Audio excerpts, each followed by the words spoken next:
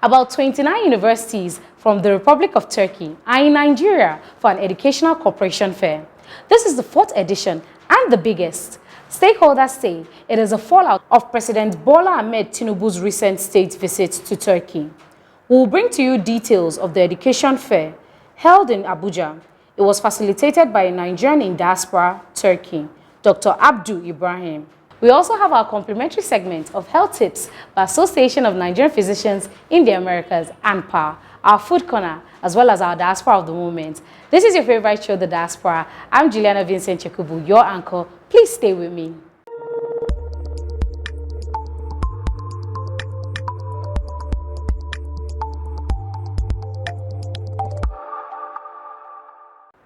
Welcome back. A Memorandum of Understanding between Nigerians in Diaspora Commission (NIDCOM) and the Ministry of Culture and Tourism, the Presidency of Turks Abroad and related communities on bilateral cooperation was signed just last week. Article 3 on areas of cooperation within the framework of the MOU include, but not limited to, diaspora participation in policy formulation and implementation, diaspora investment and entrepreneurship, educational, sports and cultural development, and science, technology, and innovations. The education fair, holding almost immediately, is to strengthen the bilateral cooperation. I am proud as Turkish ambassador in Nigeria to be here to visit our universities present here in order to present their facilities, different education opportunities to Nigerian students. In Turkey, so far we have in general, in total, almost 4,000 Nigerian students in our universities, plus in Northern Cyprus universities we have almost 5,000 students, Nigerian students. So it shows the interest of Nigerian young people to the education in Turkey and North Cyprus. So this fair brings all the possibilities, opportunities to them. They have the possibility to visit each of the 22 universities present here to learn about their facilities, and inshallah in the future a few of them, most of them maybe, will be our students in Turkey. This is one of the important aspects of our bilateral relations with Nigeria, and we will work also as the embassy in cooperation with relevant Nigerian ministries and authorities to further develop this relationship. Thank you very much.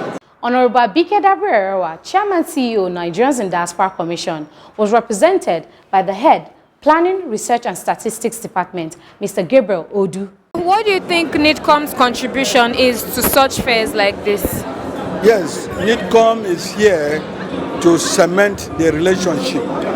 If you could recall, just last week, the President of Nigeria, His Excellency President Bola Ahmed Tinubu, GCFR, had a lot of bilateral engagements and memorandum of understanding signed between Nigeria and Turkey, because the new name is Turkey.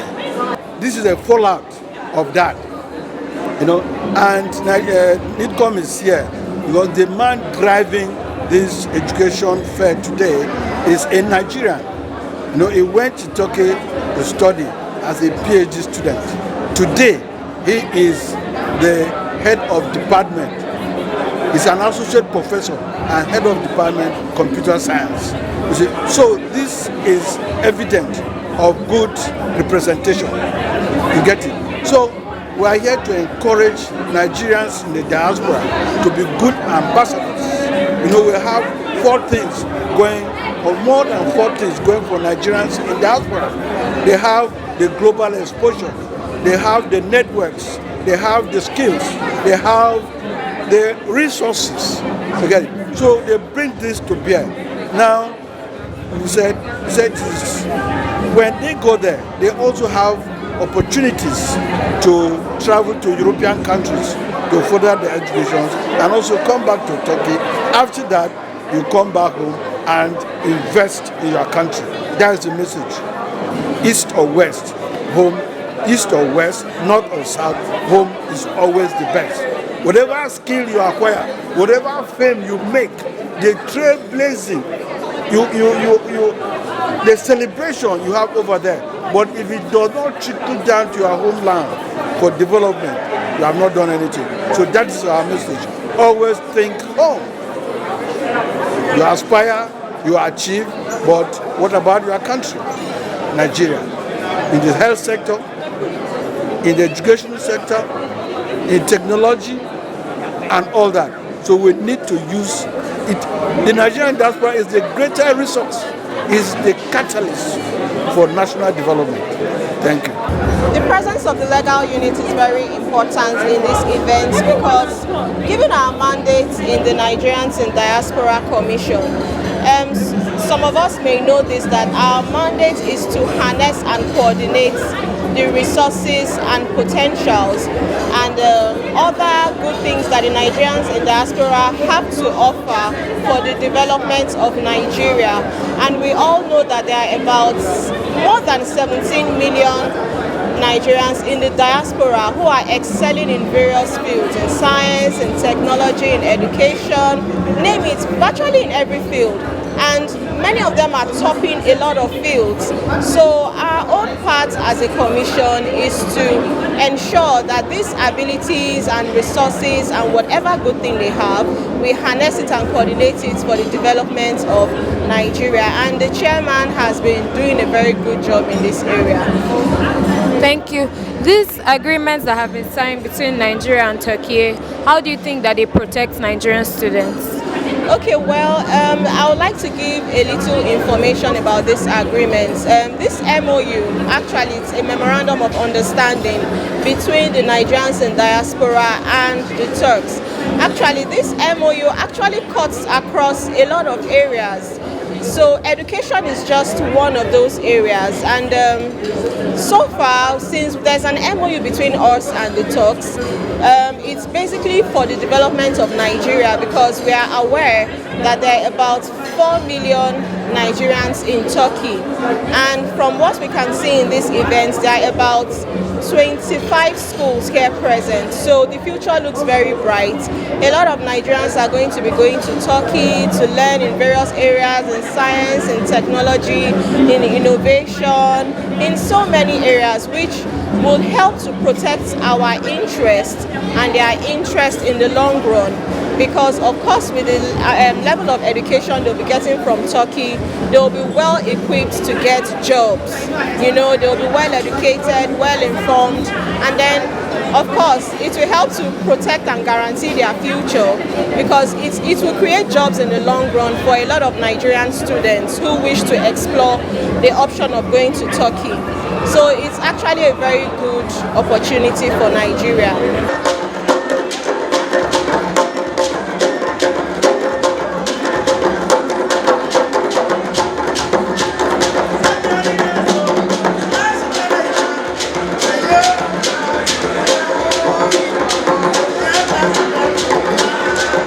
The facilitator, the Education Fair Associate, Professor and Head of Computer Science Department, Dr. Abdul Ibrahim, has this to say. I'm here as the official representative of Altınbaş University, Turkey, and also I'm organizing this education fair where we have brought 25 different Turkish schools to Nigeria here at Abuja Continental Hotel. This is the first time in history that this much schools have come to Nigeria to exhibit their schools. And at the same time, we have brought almost 1,000 1,000 students from different secondary schools in Abuja and environs to come and see what Turkish universities have to offer. So this is a very, very good opportunity for the students to meet directly with these universities without having any intermediary like an agency or so on. So this will help to remove any, let's say, ambiguity or any misinformation, because they are meeting these universities directly and they're getting the first-hand information.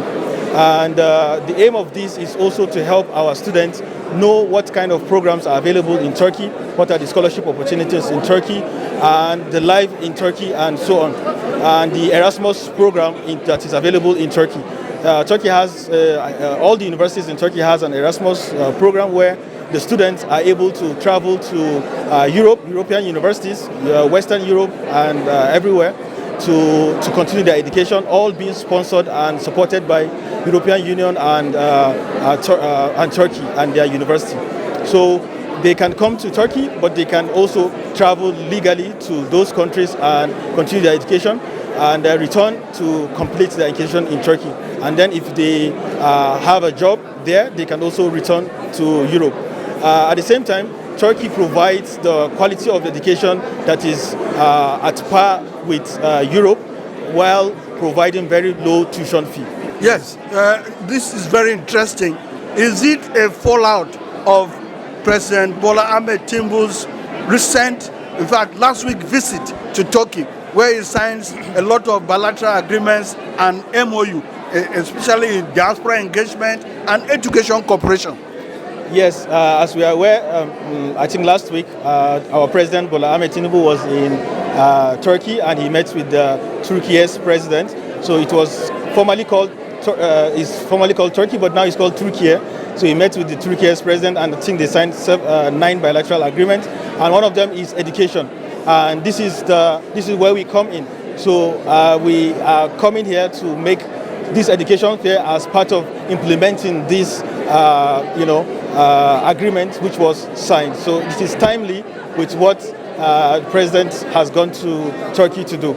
So we are happy that we are part of the process in trying to ensure that this agreement come into life.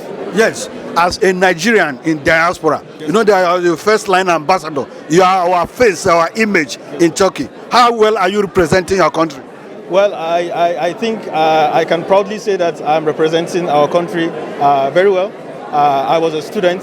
I went to Turkey as a PhD student, and I graduated and became an assistant professor in the Department of Computer Engineering at Altinbaş University. And then a few years later, I became an associate professor and also the head of Department of Software Engineering at my university. Many schools around the Federal Capital Territory and environs attended the fair. So how do you think a fair like this, an educational fair between Turkey and Nigeria, can help our national development? Well, it's a very good opportunity because there are a lot of opportunities out there that our students don't know, but something like this creates awareness and help the students explore and know what is happening out there. So I think it will be a very good opportunity for our children to go out there and then create that, get the best education they are supposed to get or they want to get, because it's a very good one, and I believe and I hope that they will use this opportunity very well. Firstly, it was my school that told us about this event, and I was expecting, I did not expect this at all. I thought they're just going to tell us about studying abroad, but we have opportunities to go to different schools and ask them about so many things, and ask about restrictions, age restrictions, and so many other things. Okay, so what did you learn coming to this fair? I learned that I learned that there are so many schools with different opportunities. There are schools that offer scholarships, and there are schools that don't even have age restrictions, and that's actually a good experience for me. I can see many opportunities like getting into top schools and while I get into those good schools, I can get good job opportunities from them. Their way of their way of study, like all the the best, like that's the best faculty of art, and way of that explaining, and way of that teaching, that accommodation. That excites me most. Get to know more schools abroad, because I have a dream of studying abroad. Because the school has good faculties, it has good faculties and have civil engineering at a good rate. That is it. That's what inspired me on coming. I really want to school in Turkey, and then I really wanted to school in Istanbul, but sadly for me, they don't give scholarships for medical students here. Aid in Istanbul, because the reason is because I've heard a lot and I've done a lot of research about them, and I feel like I just really like it. Let's take a short break. The Diaspora continues shortly.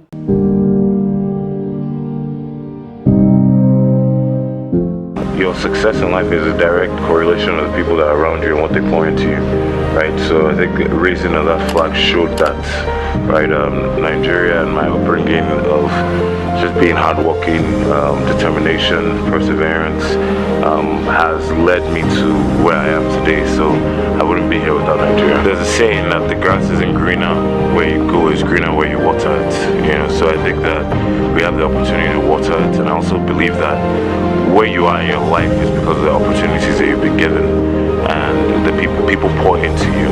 Now you have an opportunity to pour into other people. I think that's the steps that we need to take.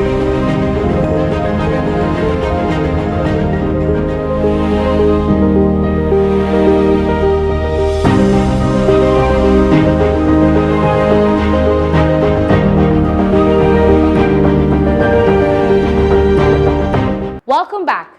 Now, to our health tip segment with Amper Doctor.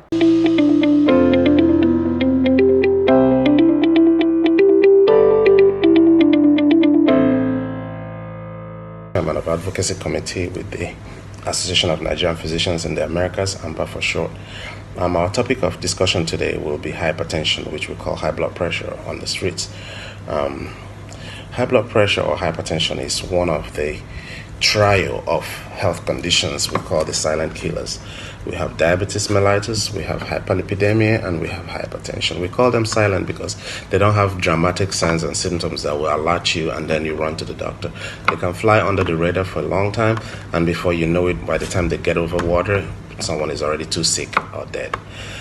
So the plan here is to be ahead of the game or play catch up to a degree where we can have a good impact. Why we are more particular about this is because hypertension and these three diseases are high in black people, people of African origin and African descent. Our food corner is next with Miriam Hassan. Miriam, what is on the platter?